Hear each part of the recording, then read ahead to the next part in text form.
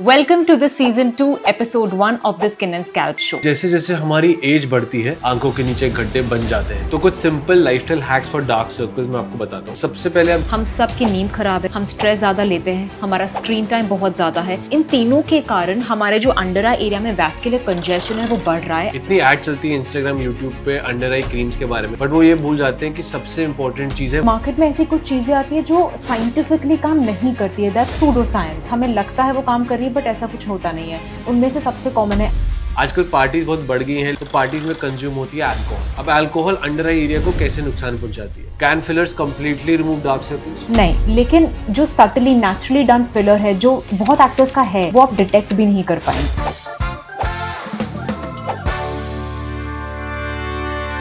क्या कभी आपने आईने में देख के ये सोचा है कि मैं तो रात को ठीक से सोई थी, फिर मेरी आंखों को देखकर ऐसा क्यों लग रहा है कि मैं रात को किसी मिशन पे थी?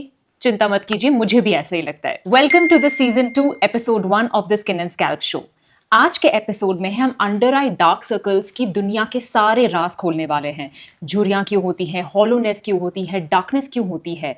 तो उठाइए अपना कंसीलर, ये काम कीजिए, रहने दीजिए, क्योंकि इस एपिसोड में हम डिस्कस करने वाले हैं effective remedies to treat dark circles. तो इससे पहले हम रेमेडीज डिस्कस करें, पहले जान लेते हैं कि आंखों के आसपास की स्किन थोड़ी अलग क्यों होती है। तो आंखों के पास की जो स्किन होती है वो बहुत ही स्पेशल होती है, क्योंकि वो काफी थिन होती है। उसकी थिकनेस सिर्फ 0.5 mm होती है, और इसके साथ आंख के आसपास एक खास मसल होता है जिसे बोलते हैं ऑर्बिकुलरिस ओक्यूलाई, जो हमें हमारे एक्सप्रेशन देने में हेल्प करता है। जब हम स्माइल करते हैं तो वो रिंकल्स बनते हैं, और ये आपके ब्लिंकिंग में भी यूज होता है। अब क्योंकि हम आंख से इतने सारे एक्सप्रेशंस देते हैं, तो हमें डेफिनेटली एक अच्छी ब्लड सप्लाई भी चाहिए। तो खूब सारी ब्लड सप्लाई होती है आपके आंख के पास, बट क्योंकि ब्लड सप्लाई ज्यादा है बट स्किन थिन है, तो वो ब्लड वेसल्स इजीली विजिबल भी होती है कुछ लोगों में। इसके अलावा जैसे जैसे हमारी एज बढ़ती है, तो आंखों के जो पास की जो बोन है वो जल्दी जल्दी रिजॉर्ब होती है, मतलब कि उसका जो साइज है वो कम होता रहता है, और वहाँ का फैट भी लॉस हो जाता है, और फैट कई बार नीचे भी खिसक जाता है। और इसके वजह से हमें कई सारे प्रॉब्लम, जैसे कि आंखों के नीचे गड्ढे बन जाते हैं, जिनको हम डार्क सर्कल्स कहते हैं। आजकल के लोग अपने अंडर आई एरिया को लेकर तो बहुत सेंसिटिव है, बट क्या जो हमारे एंसेस्टर्स और पूर्वज थे उनको भी क्या अपने डार्क सर्कल्स से इतना इशू रहता था? तो एंसेस्टर्स से अब तक अगर एवोल्यूशन की बात की जाए तो अंडर आई एरियाज में क्या चेंजेस आए। 6 मिलियन ईयर्स पहले जब अर्ली ह्यूमन एंसेस्टर्स थे तो उनके जो आईब्रोज थे, आईब्रो का हुड था, वो थोड़ा निकला हुआ था। This was to prevent injuries. उनके आंखों के आसपास की स्किन ज्यादा डार्क थी to prevent from UV damage. So there was no emphasis on eye aesthetics, survival was the priority. उसके बाद 5 मिलियन ईयर्स अगो आए अर्ली होमो सेपियंस और निएंडरथैल्स। इनका जो हुड था ये और आगे निकला हुआ था। दिस वाज बिकॉज ये लोग वेपन्स यूज करते थे, so this was providing a structural support. Plus उनके अंडर आई एरिया में ज्यादा फैट था और डार्क सर्कल्स इस वजह से कम दिखते थे। लेकिन जो मॉडर्न ह्यूमन है, जो आज से 2 मिलियन ईयर्स पहले आया, उसमें जो हमारा फोरहेड है वो फ्लैट होना शुरू हो गया, आंखें और खुल गई, because this was for non verbal communication. Social implication था इसका आंखों का एक। तो हमारा जो स्क्लेरा है, व्हाइट पार्ट, वो ज्यादा दिखने लग गया। इसके कारण आजू बाजू का जो फैट है वो खत्म हो गया, स्किन पतली हो गई, डार्क सर्कल ज्यादा दिखने लग गए। साथ ही में आईज को अब हम सर्वाइवल की जगह कम्युनिकेशन के लिए यूज करने लगे, तो हम एक्सप्रेशन ज्यादा देने लगे, रिंकल्स आना ज्यादा शुरू हो गए। सो आज के जमाने में eyes are a medium of expression and attraction, और एजिंग जो हम परसीव करते हैं लोगों की, वो भी आंखों के आसपास से करते हैं। So we are more bothered about our dark circles compare to our ancestors. Under eye area की खास बात यह है कि हर एज ग्रुप में वो अलग चैलेंजेस लेके आता है। तो हम जब 12 साल से कम उम्र के होते हैं तो अंडर आई एरिया में पिगमेंटेशन नहीं होता है, जो फैट है वो इवनली डिस्ट्रीब्यूटेड होता है, कोलेजन का भी लॉस शुरू नहीं हुआ होता, तो अंडर आई एरिया बिल्कुल परफेक्ट लगता है। फिर जैसे हम अपने टीन्स में पहुंचते हैं और 20 से पहुंचते हैं, तो हमें थोड़ा सा स्ट्रेस स्टार्ट होता है, हमें पढ़ाई का स्ट्रेस होता है, जिसकी वजह से हम रात भर जगते हैं, उसके वजह से वीनस कंजेशन होती है, हमारे डार्क सर्कल्स बनने शुरू होते हैं। वो डार्क सर्कल्स टेम्पररी होते हैं, क्योंकि उस एज में जो हमारी बॉडी का रिपेयर मैकेनिज्म है वो काफी स्ट्रॉन्ग होता है। इस टाइम पर collagen loss, fat loss start नहीं हुआ होता। फिर जैसे हम एंडिंग 20s और 30s में अपने पहुंचते हैं, तो जो ऑक्सीडेटिव डैमेज है पोल्यूशन की वजह से, हमारी डाइट की वजह से, वो स्टार्ट हो गया होता है, और इस टाइम पर हमारी जो रिपेयर प्रोसेस है वो धीरे धीरे थोड़ी स्लो हो गई होती है। तो तब hyperpigmentation around the eyes आ जाती है, जिसको हम डार्क सर्कल्स बोलते हैं, और वो परसिस्ट भी करने लगती है। उसके जैसे हम 40s और 50s में पहुंचते हैं, तो हाइपर पिगमेंटेशन के साथ साथ वॉल्यूम प्रॉब्लम आने लगती है, क्योंकि कोलेजन लॉस हो जाता है, फैट लॉस हो जाता है। और उसके बाद जब हम 60s में पहुंचते हैं, तो पिगमेंटेशन, वॉल्यूम लॉस के साथ साथ हमारी जो बोन है वो भी छोटी होने लग जाती है, हमारी स्किन बिल्कुल पतली हो जाती है, ब्लड वेसल्स बड़ी हो जाती है।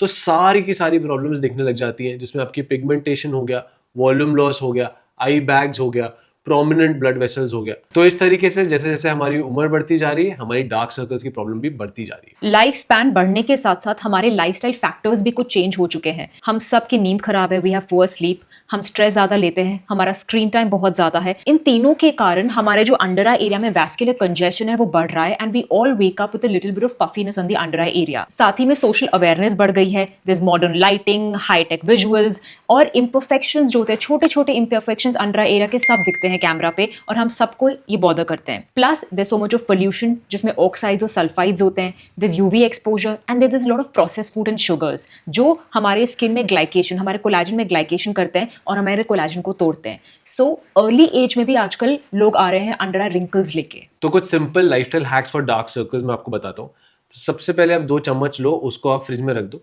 10 मिनट्स के लिए, उसके बाद आप उनको आंखों पे रखो। ऐसा दिन में 2 बार करो। तो कोल्ड कंप्रेसेस की वजह से जो आपकी आईज है उनमें पफीनेस कम हो जाती है, वीनस डीकंजेशन होती है, ब्लड फ्लो इंप्रूव होता है, और इससे डार्क सर्कल्स कम दिखाई देते हैं। आप यही सेम चीज ग्रीन टी बैग से भी कर सकते हो। उनको आप 10 मिनट्स फ्रिज में रखो। उसमें एक एडेड एडवांटेज है कि उसमें कैफीन भी आएगा।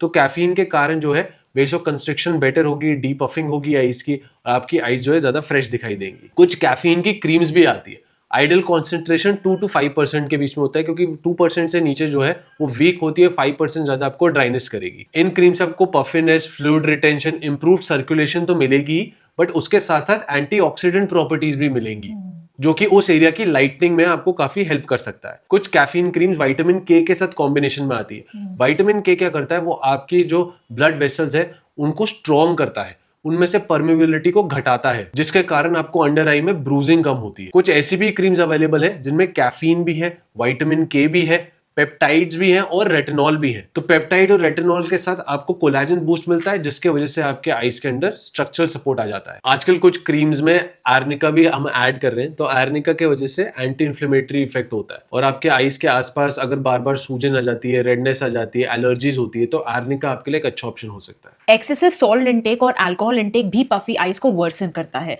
सो इवनिंग के आवर्स में हाई सॉल्ट डाइट से बचें, जिसके कारण आपका पफीनेस थोड़ा कम होगा। Alcohol consumption, binge drinking avoid कीजिए most days of the week. And if you really troubled by venous congestion और पफीनेस, देन आप अपने बिस्तर को एलिवेट करके आप 1-2 पिलो पे सो सकते हैं, जिससे फ्लूइड ड्रेनेज होता है and you wake up with better looking eyes. कैसे सोना है उसके साथ ये भी जरूरी है कितना सोना है। ऑप्टिमल स्लीप टाइम है 7 to 8 आवर्स, जिसमें आपकी अंडर आई एरिया की स्किन जो है, कोलेजन है, फ्लूइड है, उनको रिपेयर होने का टाइम मिलता है। तो अच्छी नींद भी बहुत जरूरी है अंडर आई के लिए। इतनी ऐड चलती है इंस्टाग्राम, यूट्यूब पे अंडर आई क्रीम्स के बारे में, तो लोग सोचते हैं कि अंडर आई की पिगमेंटेशन केवल अंडर आई क्रीम लगाने से ही कम हो, बट वो ये भूल जाते हैं कि सबसे इंपॉर्टेंट चीज है मॉइस्चराइजेशन, क्योंकि अंडर आई एरिया बहुत ड्राई आउट हो जाता है, खासकर जब हम ये क्रीम लगाते हैं जो लाइटनिंग क्रीम्स होती है। अंडर आई एरिया में बिल्कुल भी नेचुरल ऑयल ग्लैंड्स नहीं होते, तो वो बहुत ही डेलिकेट होता है। मल्टीपल टाइम्स मॉइस्चराइज करना उसको जरूरी है। अब कौन सा मॉइस्चराइजर आपको पिक करना है? अगर आपको अंडर आई हॉलोनेस है तो आप hyaluronic acid based moisturiser pick करो, क्योंकि वो आपके स्किन में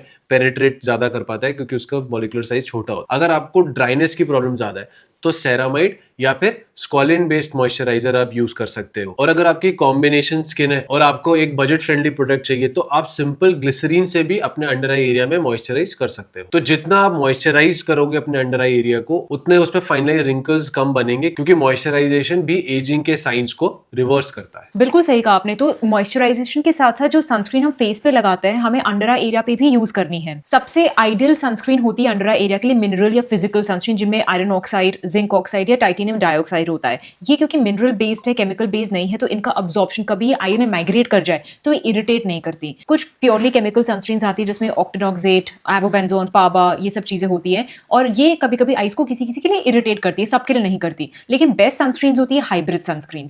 वो अंडर आई एरिया में इजीली ब्लेंड भी हो जाएंगे, उनका टेक्सचर भी अच्छा होता है और उनका प्रोटेक्शन भी बेटर होता है। आइडियली हमें 30 to 50 SPF वाली सनस्क्रीन यूज करनी है अंडर आई एरिया में। अगर रीअप्लाई करना है या फर्स्ट एप्लीकेशन करना है अंडर आई पे, तो sticks are a very good option, क्योंकि वो इजीली आप मूव कर सकते हैं। पर आई रेकमेंड कि आप कम से कम 2 या 3 कोट्स कीजिए, ताकि आपको ऑप्टिमल सन प्रोटेक्शन वहां मिल सके। एक्स्ट्रा प्रोटेक्शन के लिए इंपॉर्टेंट है कि when you step out in the sun, अपने आंखों के एरिया को प्रोटेक्ट करना है with sunglasses that have UV filters और यूवी प्रोटेक्शन। क्या आपको नहीं करना है, you don't have to rub the under eye area when you blend the sunscreen, you have to be very gentle with that area, because tugging से भी collagen destruction होता है। और ऐसी सनस्क्रीन अवॉइड करिए जिनमें बहुत फ्रेग्रेंस है या जो अल्कोहल बेस्ड है, क्योंकि ये भी आपकी आंखों को स्टिंग कर सकती है। अंडर आई एरिया को हेल्दी रखने के लिए हाइड्रेशन भी बहुत इंपॉर्टेंट है। अंडर आई एरिया में क्योंकि फैट की मात्रा कम है, तो वहां पे वाटर की डेफिशिएंसी होती है, तो हमें बाहर से वाटर लेने की जरूरत है। 2 to 3 litres of water daily intake recommended है। जो चीज हमें डिहाइड्रेशन कराती है जैसे कि कैफीन और अल्कोहल, उसका इनटेक हमको कम करना चाहिए। और हाइड्रेशन देने वाली चीजें जैसे कि वाटरी फ्रूट्स, वाटरी सैलेड, आपका कुकुम्बर, वाटरमेलन, स्ट्रॉबेरी, इस टाइप के जो फ्रूट्स हो गए, खासकर जिनमें कलर भी होता है तो उनमें एंटीऑक्सीडेंट्स भी होता है, तो इस टाइप की डाइट जो है वो बेस्ट है आपके अंडर आई एरियाज को हेल्दी रखने के लिए। आजकल पार्टीज बहुत बढ़ गई हैं, लेट नाइट्स बढ़ गई हैं, तो पार्टीज में कंज्यूम होती है अल्कोहल। अब अल्कोहल अंडर आई एरिया को कैसे नुकसान पहुंचाती है? अल्कोहल एक खास हार्मोन को इनहिबिट करती है जिसको बोलते हैं एंटी डायूरेटिक हार्मोन। अब क्योंकि ये हार्मोन नहीं काम कर पा रहा तो हमारी बॉडी बहुत सारा वाटर लूज कर देती है यूरिन में, और इसके कारण जो है हमें डिहाइड्रेशन हो जाती है। डिहाइड्रेशन के कारण जब रात को सोते हैं हमारी स्किन की जो हीलिंग पावर है वो कम हो जाती है, उसमें डलनेस ज्यादा आ जाती है और वो ससेप्टेबल हो जाती है किसी भी तरीके के डैमेज से। इसके अलावा अल्कोहल आपके जो एंटीऑक्सीडेंट्स होते हैं, vitamin A, vitamin C, vitamin E, इसकी मात्रा भी कम कर देता है बॉडी में। तो इन एंटीऑक्सीडेंट्स की कमी के कारण ऑक्सीडेटिव डैमेज होता है और हमारे जो अंडर आई के जो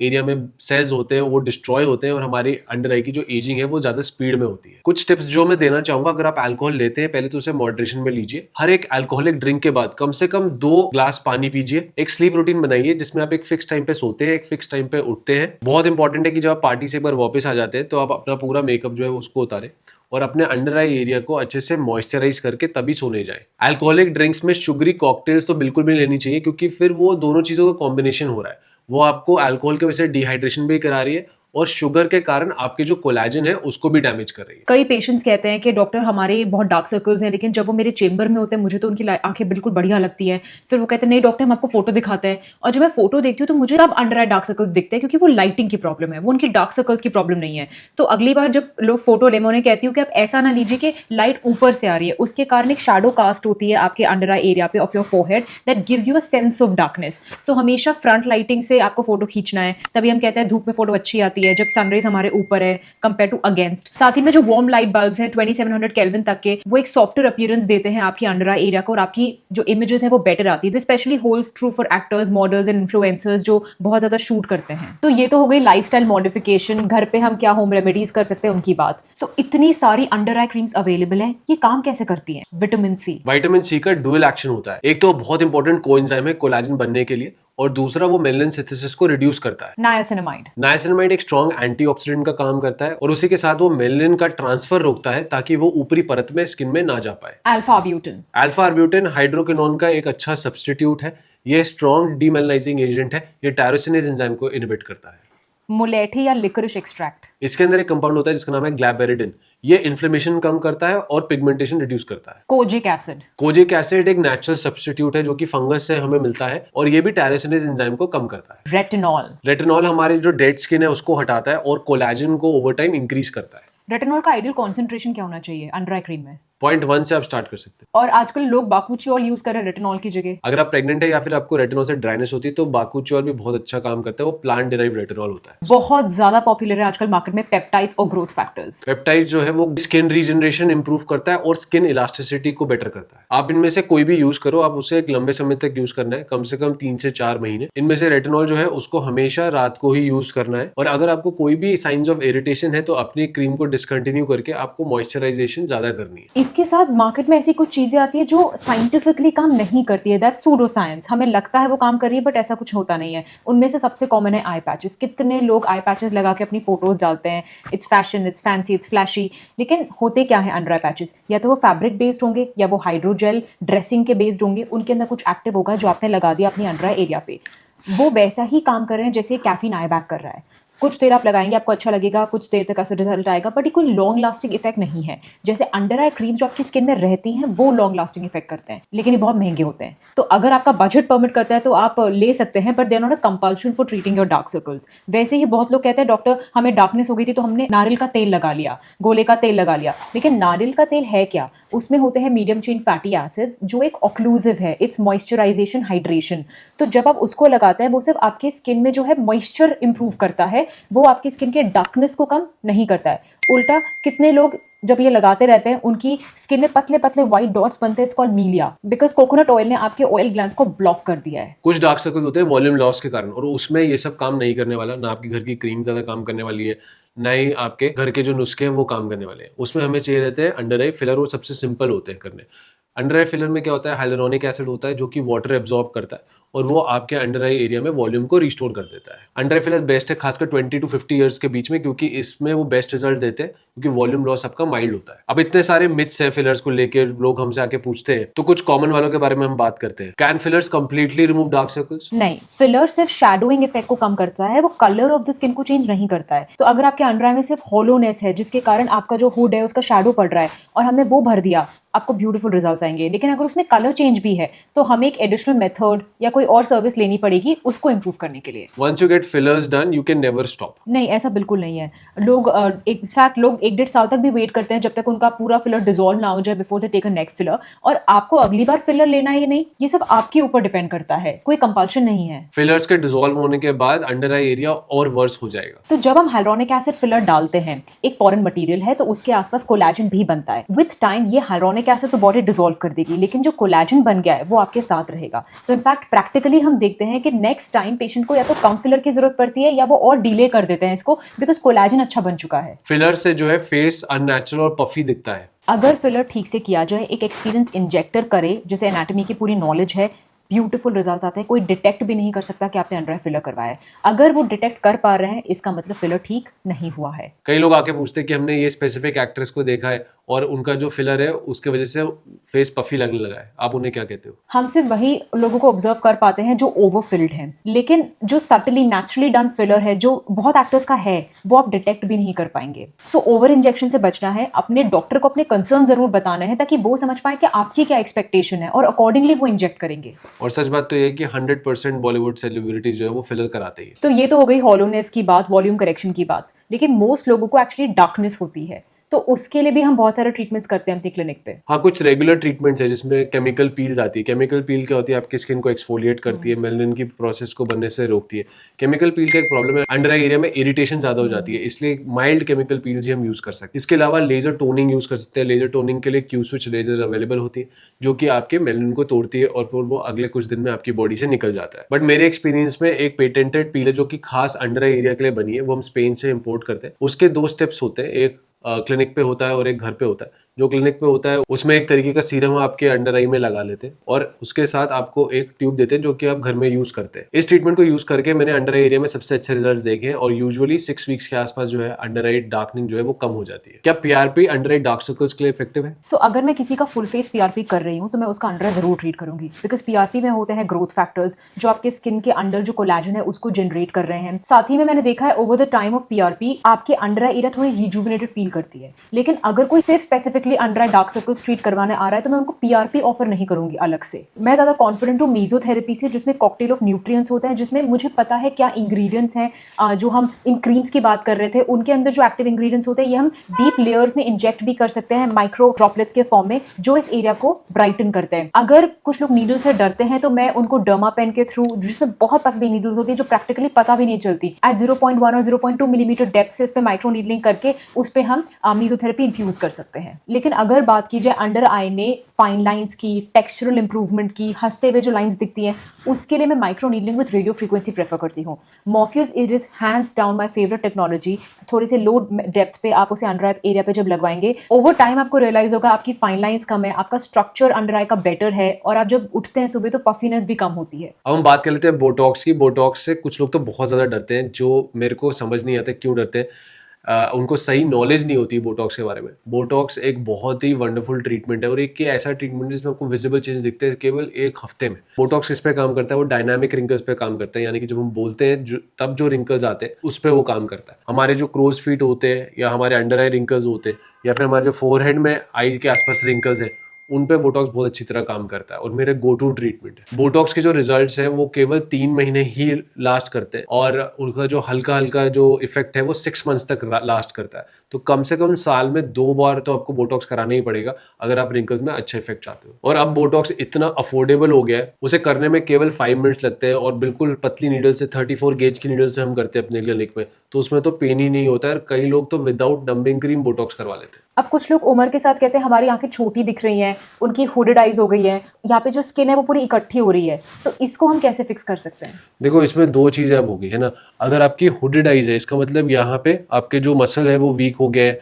और आपकी जो स्किन है वो नीचे लटक रही है। हम ऐसे मसल को रिलैक्स कर सकते हैं जो कि हमारे आईलिड को नेचुरली नीचे खींचता है। इसके वजह से जो बैलेंस है वो वापस से चेंज हो जाता है और हमारी आईज थोड़ी थोड़ी ऊपर उठ जाती है, हुडिंग जो है कम हो जाती है। तो ये हम बोटॉक्स से कर सकते हैं। बट कुछ लोगों में हुडिंग इतनी ज्यादा हो जाती है कि बोटॉक्स काम नहीं करता, तो उस केस में उनको ब्लेफरोप्लास्टी करानी चाहिए। ब्लेफरोप्लास्टी में क्या होता है, वो स्किन जो एक्स्ट्रा एक्सेस आ जाती है यहाँ पे वो हम हटा देते हैं। इसके अलावा अगर अंडर आई बैग बहुत ज्यादा हो गए तो कई बार वो फिलर से करेक्ट नहीं हो पाते। ये चीज आप अपनी डर्मेटोलॉजिस्ट से डिस्कस कर सकते हैं कि वो हो पाएंगे कि नहीं। तो अगर ज्यादा अंडर आई बैग्स है या फिर आपकी एज ज्यादा है, मान लो 65 से भी ज्यादा है, तो उन केसेस में हम सर्जिकल ऑप्शन यानी कि ब्लेफरोप्लास्टी कंसिडर कर सकते हैं। सो कुछ चीजें घर पे हो सकती है, कुछ क्रीम से हो सकती है, कुछ प्रोसीजर से, और कुछ के लिए हमें सर्जरी करनी ही पड़ती है। ये पेशेंट टू पेशेंट वेरी करता है और किसी के लिए कोई स्टैंडर्ड प्रोटोकॉल नहीं है। तो आई होप आपको ये अंडर आई पिगमेंटेशन पे हमारी जो डिस्कशन है वो अच्छी लगी हो, आपके लिए यूजफुल हो। ये सबसे ज्यादा आस्क्ड अबाउट टॉपिक था हमारे पिछले सीजन का, तो हमने सीजन की शुरुआत इसी से की है। अगर आपको हमारी वीडियोस पसंद है देखना, आपको ये इन्फॉर्मेटिव लगती है, आपकी लाइफ में वैल्यू ऐड करती है, तो प्लीज आप सब्सक्राइब का बटन दबा लो। इससे हमारी बहुत ज्यादा हेल्प होती है और इससे हमें इंकरेजमेंट मिलती है कि हम ऐसी ही अनबायस्ड साइंटिफिक वीडियोस ला पाए आपके लिए। मिलते हैं अगली वीडियो में, तब तक के लिए गुड बाय।